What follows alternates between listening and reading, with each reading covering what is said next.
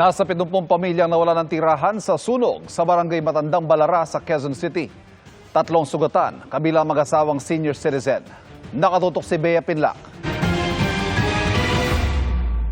Bangungot na sunog ang gumising sa maraming residente sa barangay Matandang Balara, Quezon City pasado alas 11 kagabi. Nawala ng tirahan ng humigit kumulang 70 pamilya ayon sa inisyal na tala ng barangay.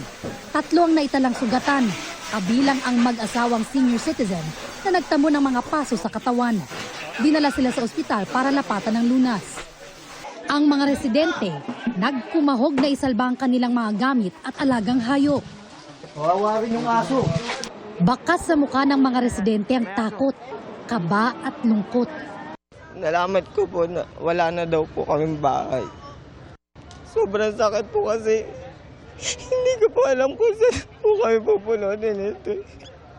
Hindi ko alam kung paano ulit kami mag-uumpisa. Nawalan kami ng gamit, bahay. Hindi ko makaligtas mga gamit, at least naligtas ko mga anak ko, kami. Okay lang mawala ng gamit, wag lang yung bahay. Kasi ang hirap mo walang matutuluyan. Mabilis kumalat ang apoy sa magkakadikit na mga bahay na gawa sa light materials ayon sa Bureau of Fire Protection o BFP. Malayo at makitid ang daan papunta sa mga bahay. Naging hamon daw ang pinagdugtong-dugtong na hose para makaabot ito sa lugar. Medyo hirap lang tayo dahil malayo yung mga hydrant po natin dito.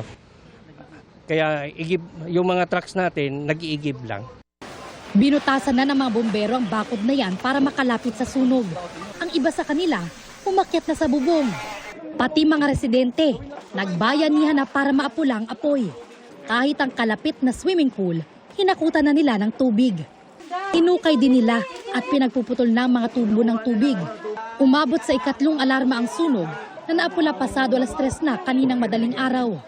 Base sa investigasyon ng BFP, nagkaroon ng scheduled power interruption sa lugar kagabi. Nawala sila ng kuryente. After a few minutes, doon nagkaroon tayo ng sunog. Allegedly, unattended na candle lighting. Patuloy pa ang investigasyon ng mga otoridad sa insidente. Para sa GMA Integrated News, Bea Pinlac, nakatutok 24 oras.